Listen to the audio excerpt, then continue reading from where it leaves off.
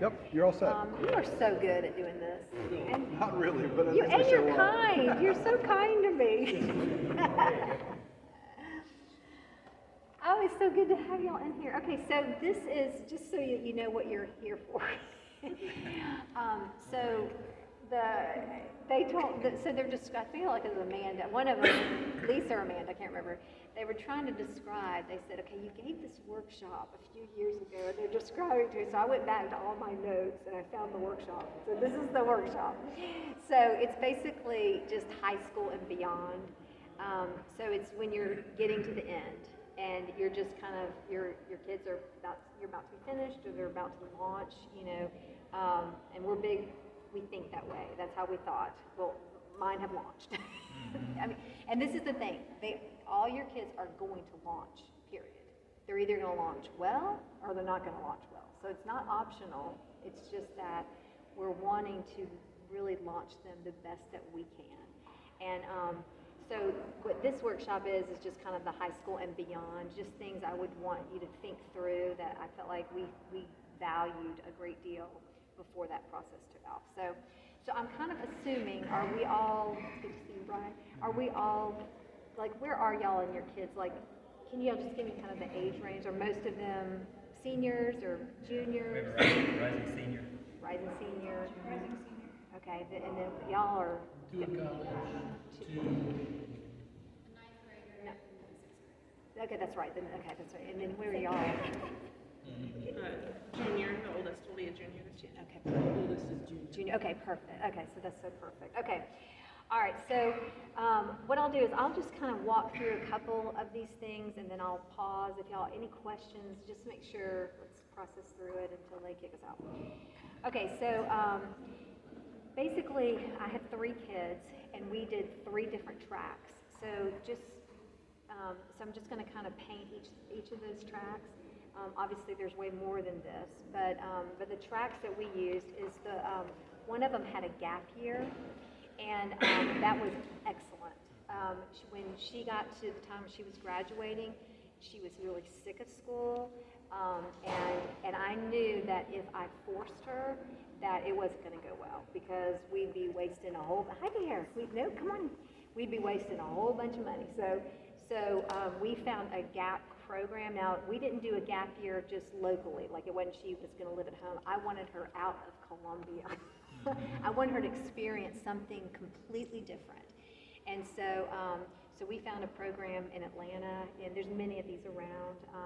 We had to, you had to pay a certain amount of money. She was gone for almost a year, a little less than a year in Italy. It was overseas. The gap year for her was excellent because the program ended up being terrible. I just will tell you that. The gap year was amazing because God, He gave direction during that year. So she needed a break. And so by the time she came back, then we really were able to discuss what are the next steps and what are the best next steps. So just keep that in mind. If you do a gap year, I would just say be very thoughtful about it. This is definitely not in stone, but I don't see as successful all the time for like non-thoughtful gap years. Like if they're just going to live at home, kind of do what they're really already doing, except for there's no school. Typically that doesn't necessarily get them if you're in a kind of a funk with your children. Does that make sense? Okay, the next approach that the next child, basically they went to Midlands for a couple years, and it ended up that they were going to do nursing. They were going to do the Midlands and then kind of just do a trade, and that path didn't work so well. The nursing did not work well, and finally he was like, I just want to trade. I want to get out of school and I want to get working. And so that's a good track. Just want to tell you, this is the time for trades. I'm just telling you, if you have kids that can work, electricians, wouldn't you agree? I mean, this is the time that's where, as a nation, I think we're going to need a host of trades. So it's very important to do that. And then the third child went into a 4-year program. So that was, he went directly from high school right into Anderson and got a degree. So those were the 3 tracks, and all of them did differently. So just remember, there's all different paths, But one of the things that Mel and I were talking about that was very helpful is we would sit down with each child, and we're always looking at a design, who they are, you know, and we're saying, okay, so what do you want to do? What are possibilities? And we would kind of write out what this track looks like. We would write out what the cost of this track, not just financially, but emotionally, mentally, and then is this something you want to pursue? So that's, we're constantly processing what tracks look like. Stacy, can I Yeah, give absolutely. an opposite horror story? Sure. So we did not have enough wisdom with our first son to realize he needed a gap year. And here's probably an indicator that I should have picked up on. He was not filling out the college application that I told him to do each day. He had come home from work and it's not been filled out, not been filled out, not been filled out. So what did I do? I helped him fill it out. No. He didn't want to go. That's right. He went to a very expensive school, Covenant Yeah. College. Great school, very expensive, and didn't do well. Yeah. So, yeah, if you're forcing your kid into something, might not be a good fit. That's exactly right. Yeah, that's exactly right. All right, so these are just things to consider. I would just say process. I'm telling you, that's one thing Jim and I do all the time, even as adult kids, just talk through it with our kids. Think through when they're processing life after high school, think through real carefully the difference between a career and a hobby. You need to be able to distinguish those. And it is hard, like we were just talking about. I mean, you know, when you are 18, did any of us really know what they want? I mean, you know, but you have enough ideas of a design and how God made you. And there is we call it a 16-ality personality test. You can do it, it's free. It's a Myers-Briggs online. It is, to us, it was one of the best ones we used with our kids. 16 now. It's called 16 personalities. 16. And 16 personality. It's a Myers-Briggs, and you can do it free. I mean, there's a paid version, but you don't need the paid version. The reason it's so good is it will give you ways to talk about these things. So you'll take the test, and then it'll say, okay, so these are, this is the kind of person seems like you are, and you'll be able to go over that with your child and say, is this accurate? Is it not accurate? It gives you language. And then it tells you the type of careers that are best. And then you can have something to kind of process. When you see a career that they, you know, if they say, like one of our sons, I think I want to go into medicine. I think I want to be a nurse. So we're like, okay, let's get in the hospital. You know, what can you do in the hospital? So first you volunteer, then you can easily become a CMA. You know, it doesn't take very long to get that training. So when you see that, while they're with you, let them experiment in whatever the world that they're interested, because it's one thing to imagine it, it's another thing to be in it.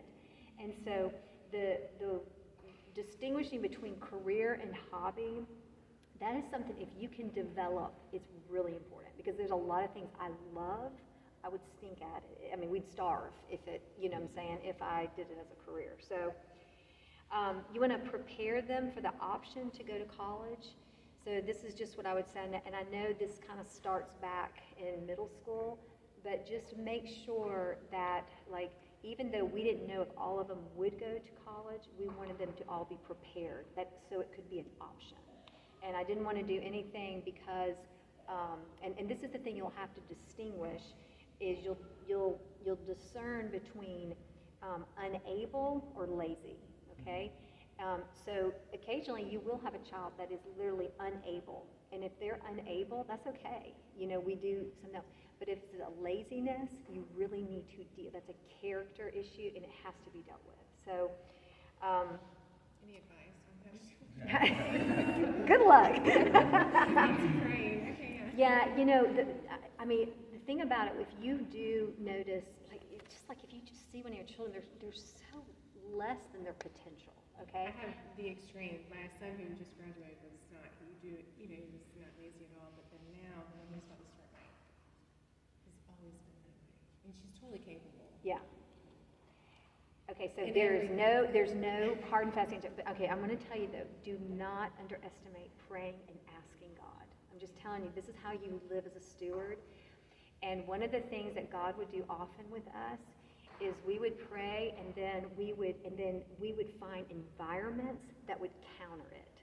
Okay, so let's say if you just have, because a lot of times the laziness, it creates this apathy. It's like you just don't care. You don't care. So all of a sudden we would find whatever environments we could place that child in, and because you homeschool, so I would be like, I'm sorry, we need that credit. We need a credit.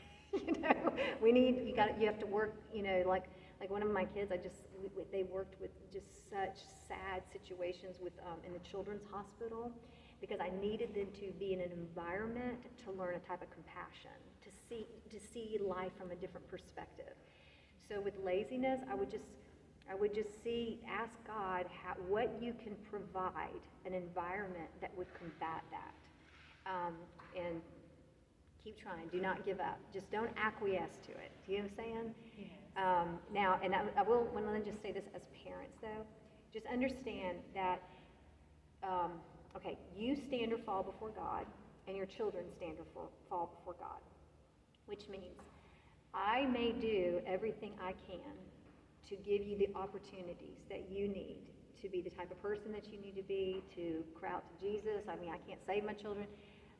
I'm going to steward you before the Lord, and then they will also have an opportunity to do with what they're given. Does that make sense? So oftentimes we would talk about that, because once they get to these ages, you see what I'm saying, you're transitioning now. You can't force them to do anything. But the only thing I would say is don't withhold consequences. And I think I'll get to that in a moment, because consequences are what the hard lessons of life need to be learned as young as possible, so before they get too big. I mean, before they get really big. It's a good question. There's no Especially, I think, at least with I think I've seen others too, the laziness, a lot of times they're really good at manipulating. Yes, that's exactly That's right. where it gets me, but yeah. That's, So and that's the thing about it is Consequences. call it what it is. Like, don't mess around. There's so many bad ways of phrasing things. We're such in a victim mentality. Don't do that. It helps nobody. You see what I'm saying? And so just be careful to call it as it is, So anyway, in a loving way, but we're not serving the lie. Do you see what I'm saying? If I serve the lie, it doesn't help them, right? So, say it again.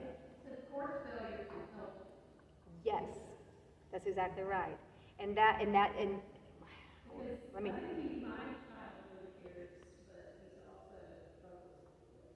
That's exactly right.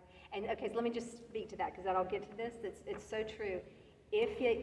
So like we had a situation where they weren't applying themselves, so it wasn't that they were unable, it was lazy. They were not valiant. So it it about killed me, but I let them fail. You failed, and now it was at the resource center, and so now you have to take it, and now you have to pay for it. Do you see the difference? So the first time we paid for it.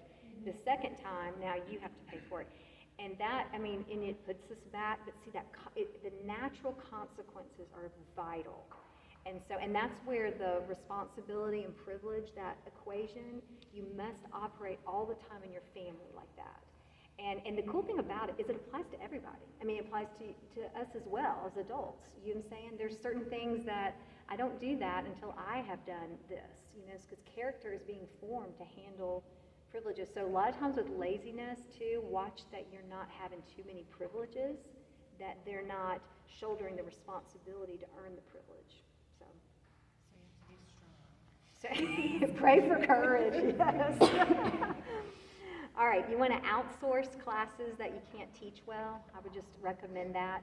Whatever you can't do well to prepare them, use these resources. Resource centers, I'm not as familiar with them now, but there were some really great ones, and there's more I know even now. Dual credit, I would highly recommend dual credit. I wish we had done it more, even more like our junior and senior year, because it just gets you a lot further ahead, and it's dual. So I would recommend that. We used Clemson's high school course recommendation as our guide, and the only reason that I chose that is I looked into the state and I thought, okay, that's the highest of South Carolina, and I wanted them to be able to get into that. And it was so good to use their course recommendation, because I knew then, and again, I was going to provide and offer to my kids the ability to be college bound. And to be able, if they rise up, they could go to, you know, Clemson or whatever. I knew we weren't of the elite kind. Y'all might have kids that are of the elite. The Hills were elite, so we were like, Clemson would be our big one. And but it was so good because like at this point, Clemson, I mean, they required 3 years of language instead of 2. And so it's also like we just did more than we always had to, and it was just a good pattern to get into. So also I would just say limit screen time, social media on devices. As much as possible, just be very wise in how you use the digital world. Because if your kids can live as much as possible in the real world, they will be at an advantage, you see? And everything's pushing toward digital, just this is how Jim and I think about it. We live in quiet resistance. I mean, we're not throwbacks, we're not trying to be like in the 50s, but we are living a quiet resistance because your kids need to know what life is like outside. They need to experience, like learn hobbies. Don't just, you know, if you watch, let's say you have sons that love video games or whatever, kind of see what kind of appeals to them. And you know what, if you can acknowledge some kind of skill set, go into the real world and get the real skill set, you know, and really start making that a part of your life. So let's see, let them, okay, so this is what your question was, is let them fail so that lessons may be learned before consequences are too great. So just please remember that, let them fail so they can learn the consequences before it's too great, because it grows, every year it grows. And the thing I would say too is if y'all could just really take to heart the last part when we talked about teaching them to think. I mean, make your home an environment of dialogue, of thinking. Just make that just a normal part of the way you function. So like when you do supper together, have something on the table of topics to talk about and pull them out of the jar. Do you know what I'm saying? And have them process it. Just start making conversation a big part of what you do in your home, real conversation. Does that make sense? I've just found that as my kids, as they're older, see, what I'll do oftentimes is I'll say, what was really beneficial? What was it that we did that was really beneficial? And all of them will always say, you constantly made us talk about what was going on inside of our worlds. And it's like we kind of were always trying to pull out what they were thinking, because I don't even know half the time exactly what I'm thinking, but it's like we get it out and then we start to process it, and then we're able to say, does this align to what God is, you know what I'm saying, before things get really wacky inside. So anyways, back to, you know, let them fail so that lessons can be learned. I always would teach them, you know, when a lesson is learned, it's just this idea of note to self. When you learn something, like when I pass through something that just really stunk, I usually kind of go back and think, okay, so where did I go wrong? What did I do wrong? And it becomes note to self. And so when your kids are messing up or they're doing whatever, that's how we would do. Okay, so what are the notes to self? You know, so you don't live your life circular. See, so many people basically deal with the same problem over and over again because they never really deal with the problem. I mean, it's a different set of circumstances, but you want to live linear. And the only way you do that is that you live with evaluating your life. So you've got to help your kids learn to think that way and evaluate what could I have done differently. That's why stories are really good, no matter what their ages are. Even like that animal farm, recommending that. If you can take stories and then use them as launch pads of thinking and behaviors of where this leads to that, to, you know what I'm saying? It'll just help them to start doing it more and more naturally in their own life. Okay, so then these are foundations that I would just encourage you to think about that you need to build into them somehow. It will look different in how all of us do it, but these, I'm not sure how many there are, but maybe about 9 or 10. These are areas that Jim and I wrote down when they were a lot younger, and we would just think, okay, when they leave us, we want them to have a foundation of thinking with these areas. And we don't expect it to be just like osmosis, like they just know it. We're going to teach it, talk about it, train it into them, and also we have to do it. So I'll run through these and then we'll just kind of open it up for discussion. So these foundations we wanted to talk about. The first one is that God's way works and other ways do not. I mean, we did everything we could to drill that into them. That if you do life the way that the Creator told us to do it, it just will work better. You're still in a broken and cursed world. I'm not saying things are, I have a great marriage in a broken and cursed world, but see, my marriage works because we do it God's way. I don't have all these men on the side. You know what I'm saying? I have Jim, and we are exclusive, and so we do, and so because of that, our marriage flourishes in a very broken world. And so every time, everything I could get in life, I would try to connect the dots. This works when you do it God's way. This works when you do this God's way. When you do it, when you don't do it, it doesn't work. It starts to literally fall apart. Sow a little hatred and jealousy in your family, and what happens? What's produced? It's awful. You know what I'm saying? So love into your family, peace and patience and kindness. Sow that into your family. You get something different. So the second thing is what I talked about tonight, just what is family? Just make sure y'all are defining it. Do not assume they know what family is. And define it with words. They need to know what male is, what female is, what masculine is, feminine. All these things, they need to be able to define it. If you aren't familiar with Prager University, they really do have some excellent. Are y'all familiar with that? They just have Prager. Dennis Prager started it.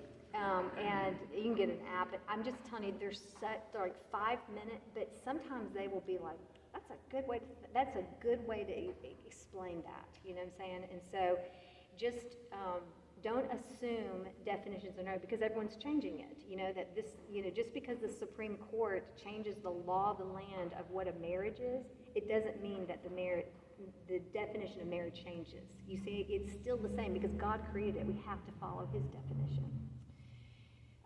The third one, the foundation is money. Just make sure they know how to manage it. Talk about money.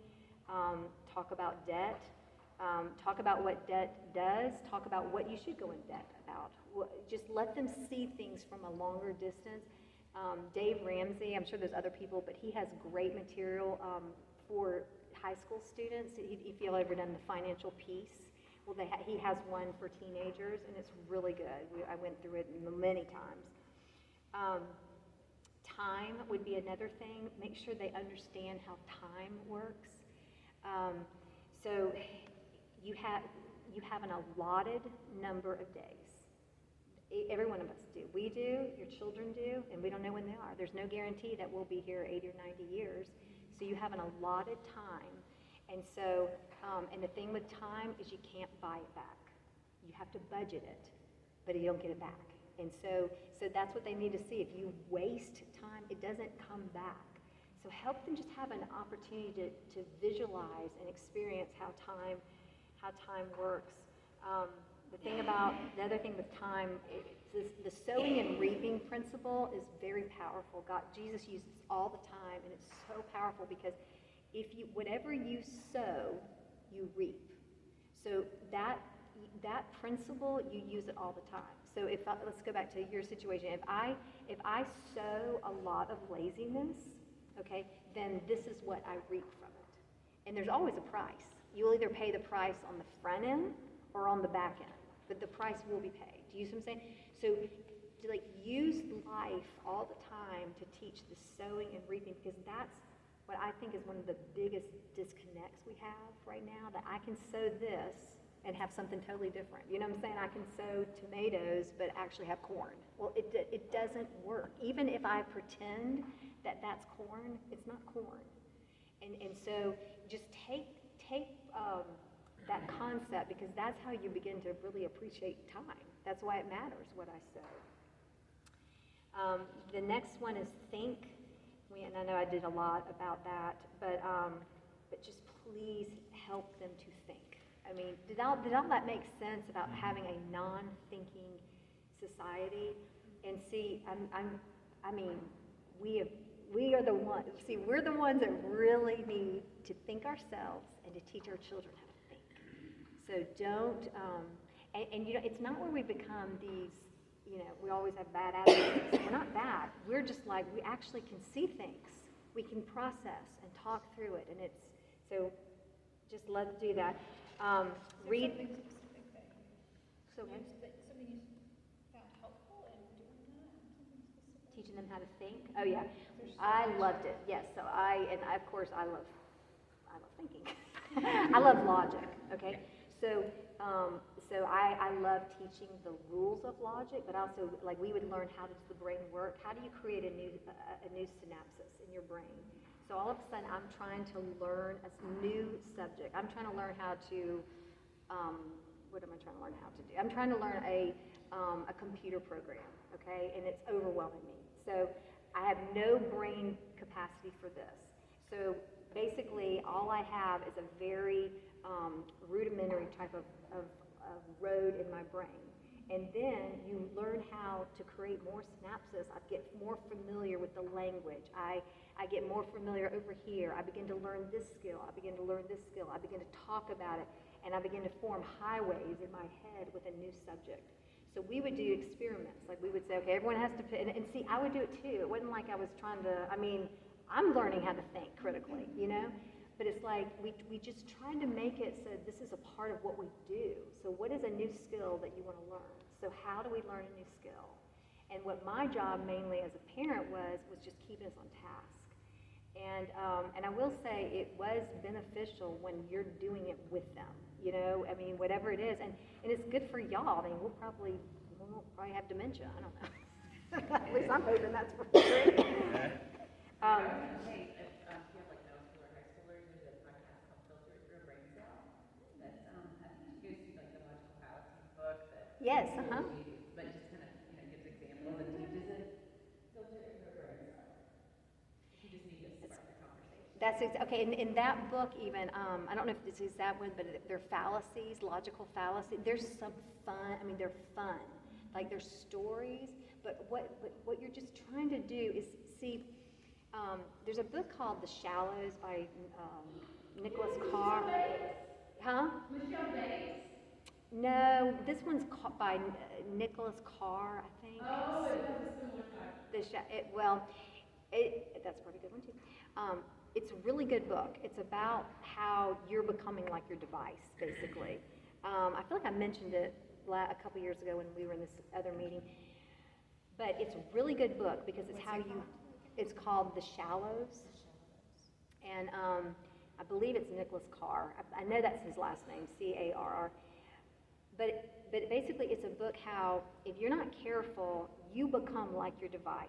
So if you notice with your device, like I begin to notice, like why am I having a hard time with my attention? Like every few minutes, I kind of want to get up and do something. Like all of a sudden, I just kind of want to have a change, and it was weird because I begin to recognize I am becoming like my device, and so I had to say, okay, I need to be able to do deep work, to really think deeply, and see. You can't think deeply if you're always like multitasking. I mean, it's a little bit of a myth. You can't if you're always like over here for 10 minutes, this for the minute, you know what I'm saying? If you're just absorbing snippets of information, you really can't get it into you. It's like training your brain. That's exactly. Yeah, Yes. there is someone very close to me that I'm always telling them that because, and they're an adult, they're older. Oh yeah. But because they're on their phone so much, I've seen such a change. Yes. And they can't sit for you to speak. If someone's talking, they can't sit for that. That's right. And it's just crazy because we were made to think very deeply. That's exactly, okay, all right, so you've hit it. So see, Yeah.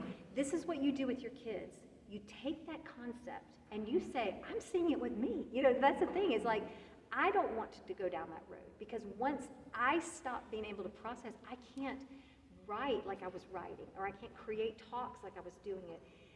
And so then you begin to counter this and it's just a quiet resistance. You just begin to say no, okay? At first I thought it was just very divine, but I think really it is training. I think it's that. It is. It's a training.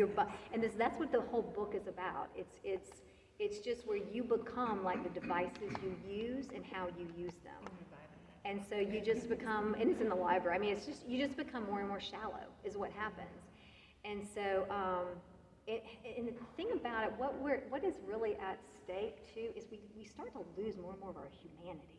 You know, that's the thing. You see, Jesus, he makes us more human.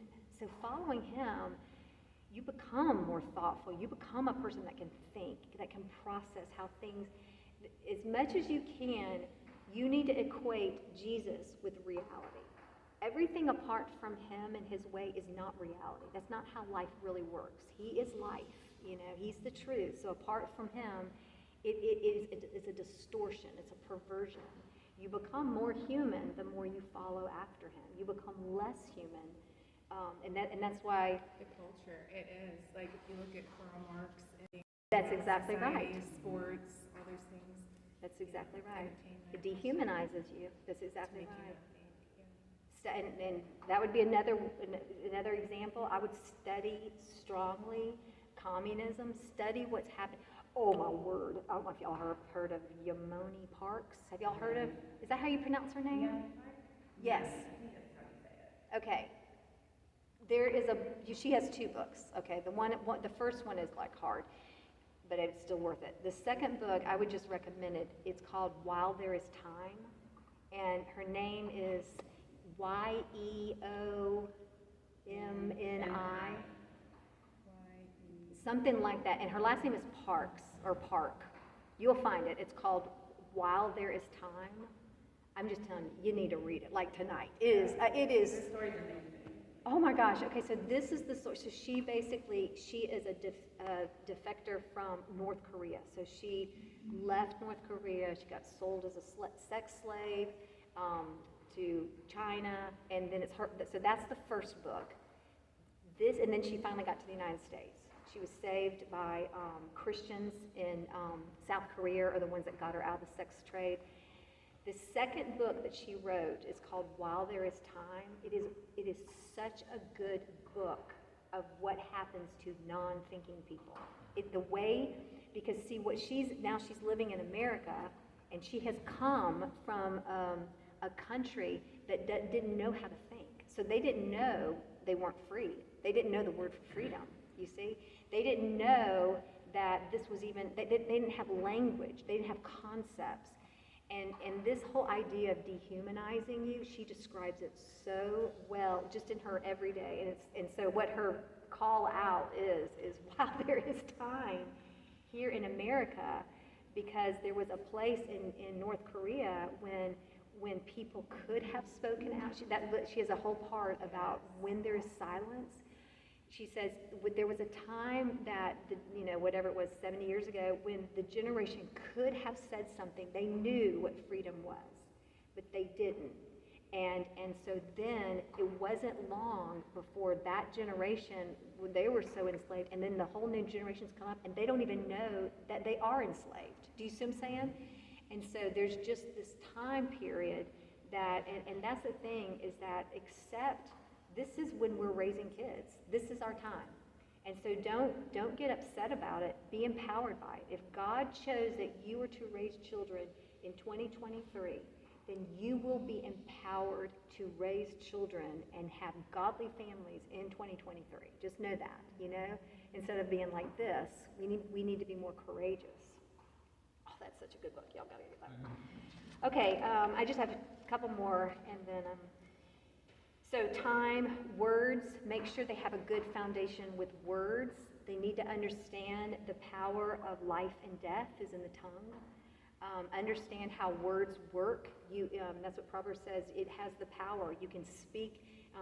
Encouragement can infuse courage, or you can really just ruin somebody, Make sure they understand the power of words. So that's why in your home, monitor how words are used. Don't just allow it's not okay, because words set courses, trajectories in families. Work, this would be another area. Just make sure they have a good foundation with work. They need to know the rhythm of work.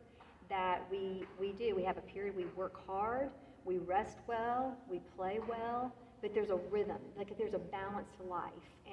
And just try to infuse in your kids a work ethic. And that's where it kind of goes back to the responsibilities and the privileges. Just make sure that they aren't receiving privileges without the work ethic involved. Or there's just no thankfulness. You know what I'm saying? We become so entitled that you forget what you're thankful for. So also, I would just say this is another big one, is Psalm 15:4. Just keeping promises even when it hurts is what that talks about. This was a really good lesson for our family to work through, is that when you do make a promise or a commitment, you don't change it just because another opportunity that you like better comes along. That you keep promises even when it hurts. And that is such a valuable lesson, because that's integrity. You see what I'm saying? When we begin to operate well with an integrity. So there were many times they would make things and something else would happen. We're like, okay, we got to fulfill that. Or you can ask them graciously if they will release you, but fulfill it, you know. And the last two is sin. Just make sure they have a good foundation on not sinning, but but what is sin? But yeah, make sure they don't do that well. But what is sin? And truly let them understand you're born in a nature of sin, and you need a Savior to deliver you from the nature. And then after you are born again, you will still sin, and then you cry out to Jesus, but your nature has been changed. But they need to really understand how sin works, because that's where it really gets to the real issue. Do you see what I'm saying? We're not always trying to dress each other up. We're dealing with the core problem of humanity. And then the final one is design. Just make sure that y'all spend a lot of time loving the designs of your kids. So when they were born, they have a design. They have a personality, they have characteristics, and those, you're discovering them. And as they're getting discovered, celebrate them. Love them. Love how they're different. Love how your family begins to operate with this kind of personality trait and this person, you know what I'm saying? But celebrate the designs, and even the ones that maybe are really hard to understand. And you're not sin. Like, that's what I would say. I love everything about you except for your sin. So if we get rid of the sin, you see what I'm saying? Like when you're yes, God has made you a leader, but that doesn't mean you can lead with your sin, you know, destroying this person by your words, right? So you remove that, you become an incredible leader, a clear thinker. And we need a clear thinker. Does that make sense? So just make sure that in your family, you are just loving each of your designs, and you and your husband discovering y'all's designs too, right? I mean, that's the thing I would just say, is that we did it with them. Like, it wasn't, because I mean, I don't know these stuff either, you know? I'm trying to figure out myself. And so, anyway, okay, so that, any thoughts or questions? I know that's kind of a lot I just threw at you. But any other thoughts or questions that y'all want to say with this part? I want to just let you know, because I remember whenever I first started with Skylar, who just graduated in June. And we've homeschooled him the whole time, but I remember when I first joined Hero 5, he was in first grade. And at that time, you were the president of Hero 5. But you did say, like you were talking about the wise and foolish path, and and I took that advice when she said that you did that with your kids, and you went through Proverbs. I totally took that, and we had a board in our room, you know, and that's what I did for, I don't even know, like years. And it's funny because all through, and we saw so much fruit from that, but all through Proverbs, it really is usually directly, it says the wise and the foolish. On most of them, some it's just all foolish or something. But most of the verses usually do have, you know, the difference in them, and it's just amazing. Those two things. And the other advice was kind of what you just said, that always stayed with me was, so if your kid is into something, then you're into it. If they're into skateboarding, you're into skateboarding. If they're into then you become, and that really did help, because we wanted to cultivate the family and not what the world does. Because, you know, I have Christian friends who don't homeschool, Yeah. and their kids are a bother to them.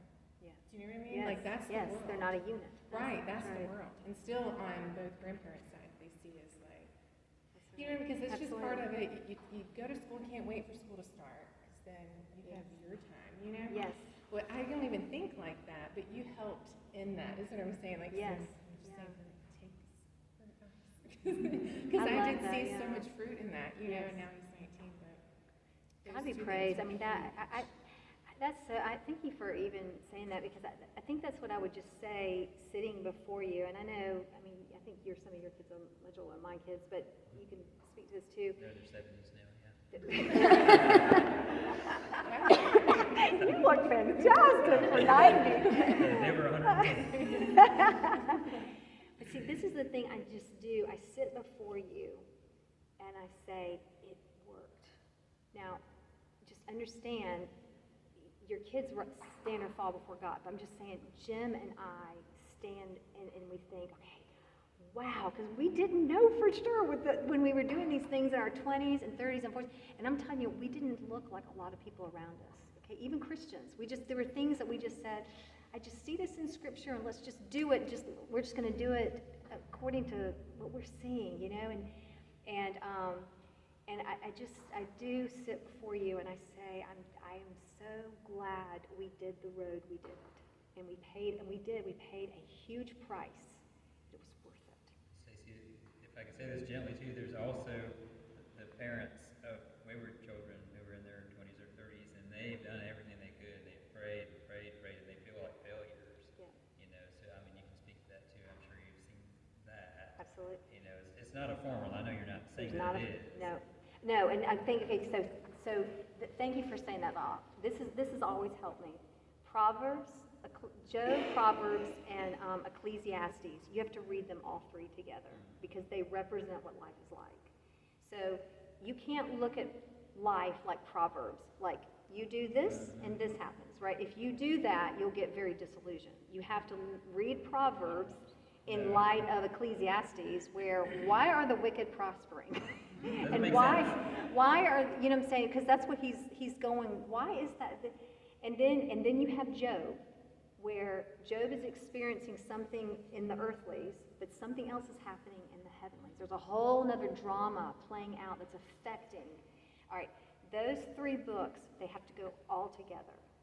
And so what you said is so important, because you do not raise kids like, if I do this, then they do that, and all is good. That's not how you raise kids. You raise kids by looking up to God and being a steward and doing it unto Him.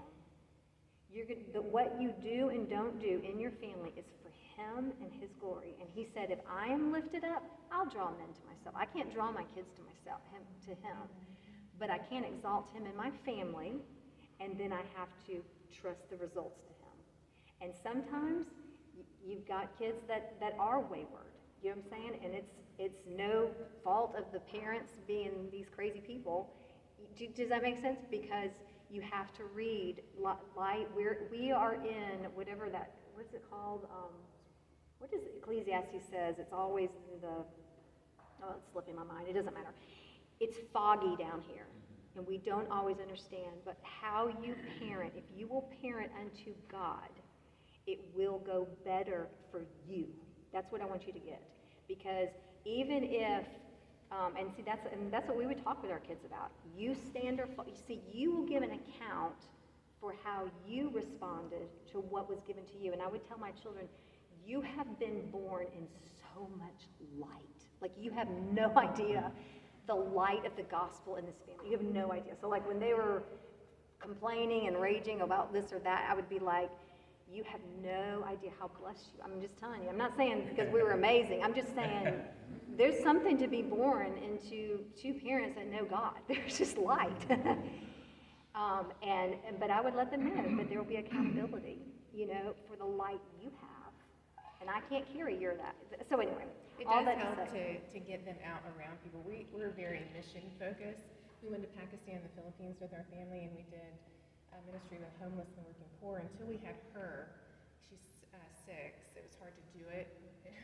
She went to the Philippines with us when she was 6 months, but when they start walking, it's very hard. So, I say that to say that they, like my son, all that, we ministered to drug addicts. So, I mean, you know, it Yes. was always, and since they were so little, so they saw those things and they're like, yeah, I can do that. You know, and I didn't grow up a Christian, right. so that's a lot of my testimony. So they know those things. That's right, yeah. So it helps, and then they see, Perspective, oh yep. yeah, because not all of them were just homeless, some were just working for them, meaning Yes. they'd come to get meals, but they had a house, we'd go to their house That's and minister exactly to them, so they see, oh yeah, I don't want to, there was a decision, we would talk about those things, how Yes. did they get to that point, Yes, you know, because That's they even know exactly the right. word, they could preach it to you, that's so exactly right. just knowing, right, and then you have to apply Process- it. yeah. Yeah, and then I would just say one more thing, and I feel like we're not the only people in this I'm building. wondering who's got the keys to the building. I don't know. Have y'all seen people leave? Okay. I'm in the back of my mind, I'm going, who's got the lockup? I have a feeling these classes are still going on, but okay, No one in here is a member of this church. I think it's Amanda Maybach. okay, I'll just say this, and then one last thing though. What your kids need, whether they're wayward or not wayward, they need to see a faithful witness. I'm just telling you, this is the day. This has always been the day, but you need to be a faithful witness for Jesus Christ. That's what they need to see, someone that really believes what they say they believe. Because then it's not religion. That's I've exactly seen right. homeschool families that their kids are. That's exactly And I right. really do believe, because I know the parents, that it was more of religion instead of just walking in. That's right. But I'm going to follow Jesus no matter what. No matter if y'all follow, no matter my spouse, this is where I'm heading. You see what I'm saying? That's what the world really needs to see. And he's worth living for because he's worth dying for. So, anyway. Okay. Can I just pray? I feel like I should pray one more time. Jesus, thank you for these families. Bless them. I ask you to bless these homes that are represented. Give them courage. Give them, infuse them with the joy of the Lord that would be their strength as they are raising children. Give them the mind of Christ. Let them recognize the mind of Christ and apply your creativity and your ability to parent. Bless them, I pray, in the name of Jesus. Amen. Thank you, Stacy. Oh, yes. All right, sorry, kept y'all so late. Definitely worth it. Didn't see him as Yes, good, but it's good.